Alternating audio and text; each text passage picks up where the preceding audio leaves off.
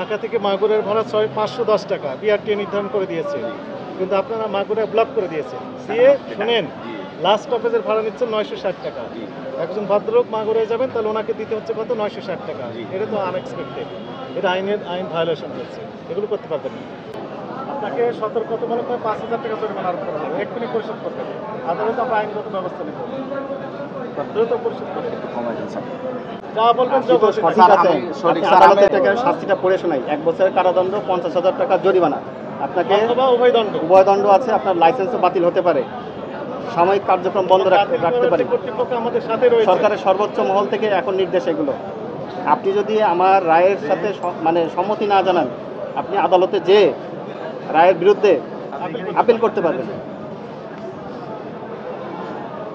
আপিলে যদি আপনার কোনো সহযোগিতা লাগে, হ্যাঁ, জয় হয় আপনার পক্ষে, যদি মহামান্য হাইকোর্ট রায় দেয়, তাহলে এই টাকাটা আবার রিফান্ড পাবেন। তাদের যদি কোনো বক্তব্য থাকে, তাহলে বিআরটিএর চেয়ারম্যান মহোদয় বরাবর লিখিত দিবেন। কথা বুঝেছেন? যে এক লাইনে ফাঁকা আসে, তাহলে আপনাদের লস হচ্ছে। এই আরও যে কথাগুলো আছে, দাবি দেওয়া সম্বলিত একটা চিঠি ফরমাল ভাষায় লিখে বিআরটিএর চেয়ারম্যান বরাবর লিখতে পারেন। অথরিটি কনসার্ন হচ্ছে বিআরটিএ।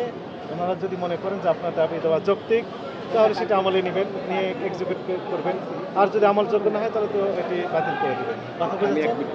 আর আমাদের সাথে যদি আরও কথা বলতেছেন, আমাদের অফিসে আসবেন। আমাদের অফিস মানে 30 সেকেন্ড একটু কথা বলতাম।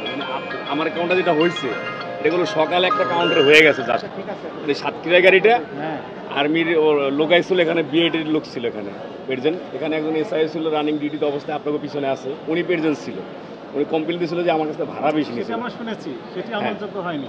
জি জি, ঠিক আছে, আপনাকে কিছু বলা হয়নি, কিন্তু আমরা যেটি প্রমাণ পেয়েছি, ঢাকা থেকে মাগুরের ভাড়া 510 টাকা বিআরটিএ নির্ধারণ করে দিয়েছে, কিন্তু আপনারা মাগুরে ব্লক করে দিয়েছেন। দিয়ে শুনেন, লাস্ট স্টপেজের ভাড়া নিচ্ছেন 960 টাকা।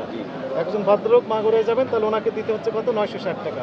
এটা তো আনএক্সপেক্টেড, এটা আইন ভায়োলেশন হয়েছে, এগুলো করতে পারবেন না। বিআরটিএ যে সকল জেলার জন্য ভাড়া নির্ধারণ করে দিয়েছে ঢাকা থেকে, আপনি ওই জেলার উপর দিয়ে যখন যাবেন, তখন ওই জেলার ভাড়া যেটি সেটি নিতে হবে, ওই ভাড়া নিতে পারবেন না।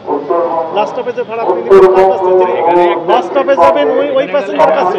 ভায়া মাগুরাটা লেখা আছে, আমি ওটা মনে করছি মাগুরা যশোর লেখা ছিল, ভায়া মাগুরা যশোর। এখন আপনি বুঝতে পারছেন ভাড়া এটা, কিন্তু পরে দেখেন ঢাকা তো মাগুরা একটা দেওয়া আছে না?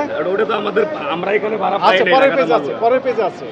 আমাদের তো মাগুরে গাড়ি যায় না, এখানে আমরা দেখি আর কি। আমাদের সাতক্ষীরা গাড়ি উপর তো যান, জি, মাগুরের উপর দিয়ে যান না? যে সকল প্যাসেঞ্জার মাগুরাতে নামবেন, সবাই তো আর মাগুরাতে নামবেন না, একজন দুজন প্যাসেঞ্জার নামে। ওই যে সকল প্যাসেঞ্জার মাগুরাতে নামবেন, তার কাছে মাগুরের ভাড়াই নিতে হবে। যে সকল প্যাসেঞ্জার যশোরে নামবেন, যশোরে ভাড়া নিতে হবে। যে সকল প্যাসেঞ্জার লাস্ট স্টপেজে যাবেন, তাদের কাছে লাস্ট স্টপেজের ভাড়া নেবেন। এটি হচ্ছে এটা যদি আমরা আগে জানতাম, তাহলে আমরা গুলো টিকিটে বিক্রি করতাম না। সকালবেলা আমরা কথা বলছিলাম যে আসলে এখন বুঝতে পারছি। ঠিক আছে, এখন কারেকশন। Thank you.